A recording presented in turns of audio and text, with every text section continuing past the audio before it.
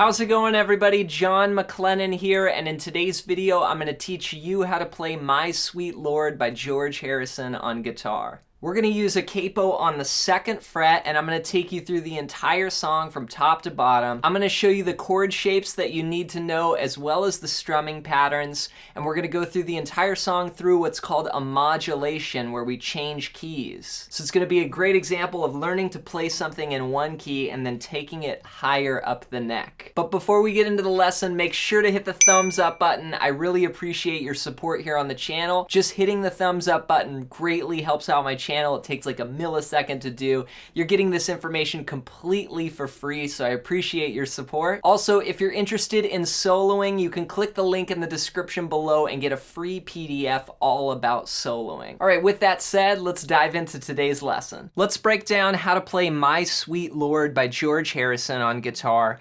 Now, before we get started, you want to make sure that you have a capo on the 2nd fret. Now, I'm going to be calling out the chords with perspective to the capo. So we're going to start on an E minor to an A, and that's what I'm thinking, even though the concert pitch is like F sharp minor to B, but I'll just be saying the capo chords for this lesson. Let's start off with the first part of the intro, and we're going to use this throughout the tune. It goes E minor to A with this strumming pattern. 1, 2, 3, 4.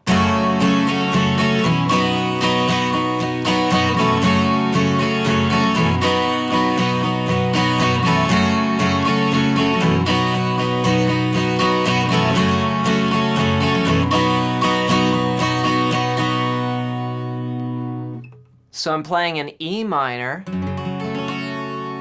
to an A, and A is going to be from the 5th string down.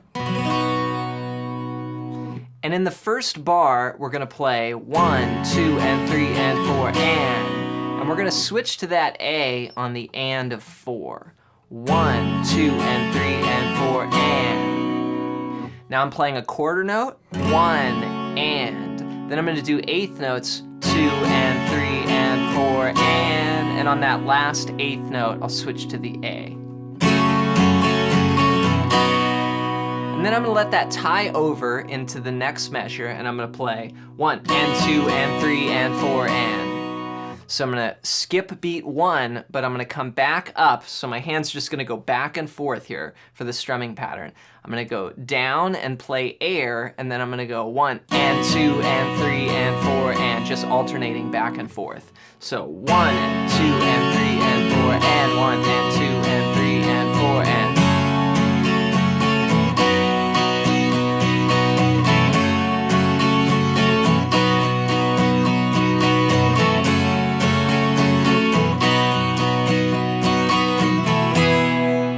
And then we hit this part where the slide guitar comes in, and we're going to play this.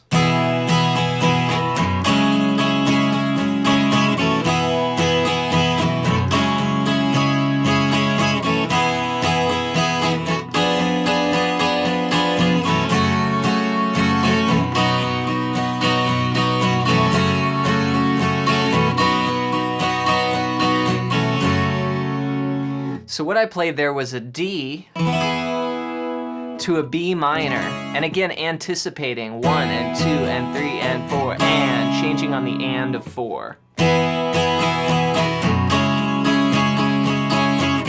do that twice.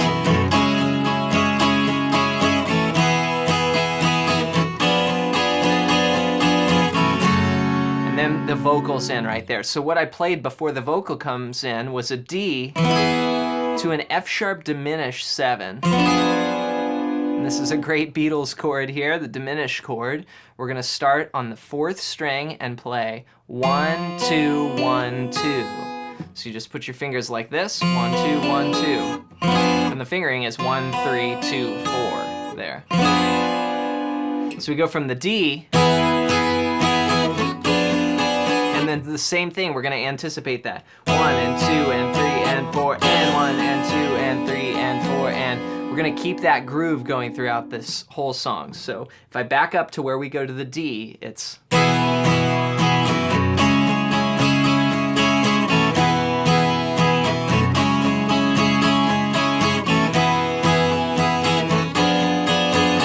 then we got the vocal in.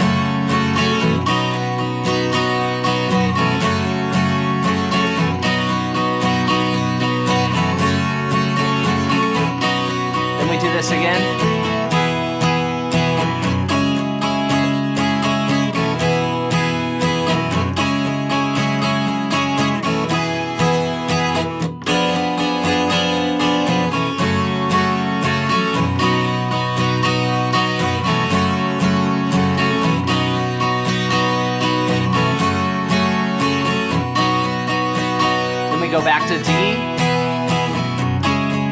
I really wanna be with you.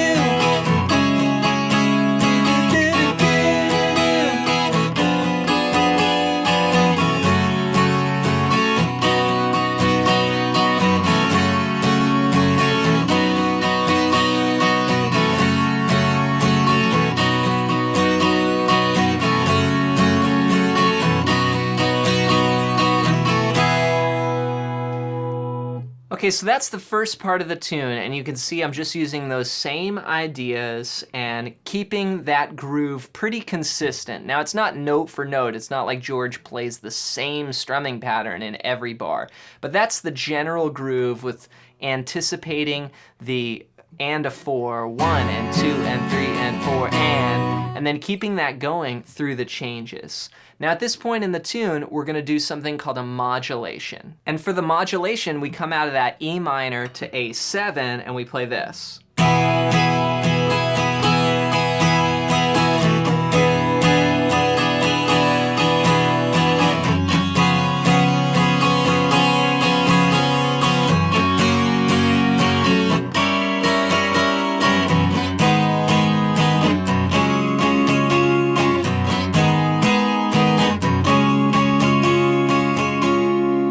So you can see I changed keys there. So what I did was play 2 bars of D, and then 2 bars of D7, and then 2 bars of B7.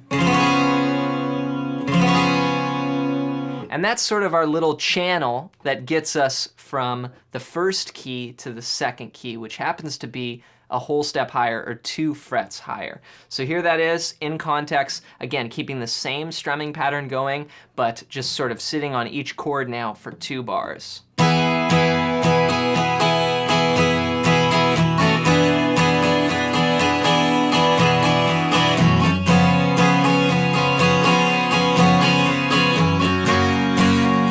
Now right there, that B7 takes us to the E chord. And then we're gonna play the same progression that we were playing before, but everything is gonna be 2 frets higher. So instead of D now to B minor, we're gonna play E to C sharp minor.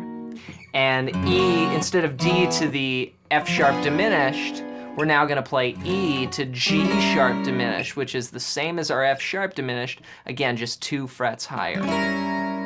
So the F sharp diminished becomes the G sharp diminished, the B minor becomes the C sharp minor, and the D becomes an E. So that's just an open position chord there. So out of the key change, we're doing this B7, and then we're gonna go E, G sharp diminished, and now our main groove, instead of E minor to A, is now gonna be F sharp minor to B. Now this gets a little tricky here just with the bar chords on 12 string. So you'll notice that I play these chords a little weird. I play my F sharp minor, instead of like this, I play it with my thumb. And then B, most people play it like this. I use 3 fingers like that. So I get F sharp minor, B. And it's the same as, it's just now in the new key.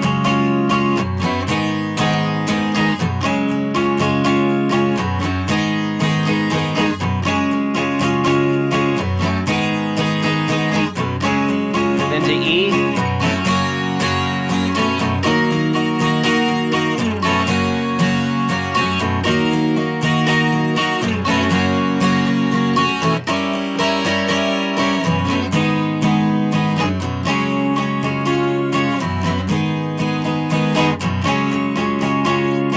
Then when we end the song, we just vamp out. Just play F sharp minor to B. All 1, 2, and 3, and 4, and 1, and 2, and 3, and 4, and.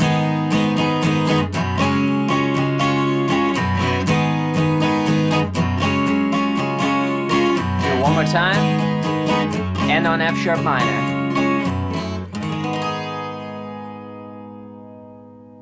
Make sure to practice this song along with the recording to help you just get that strumming pattern together. If you have any questions, as always, leave them in the comments below. And before you go, don't forget to download your free PDF that's all about soloing. It's a book I wrote called Melodic Expressions. And if you want to support me, you can also buy that book on the iTunes bookstore for $15 or get it for free in the description below as my gift to you for checking out this video. Thanks for your support, and we'll see you in the next lesson.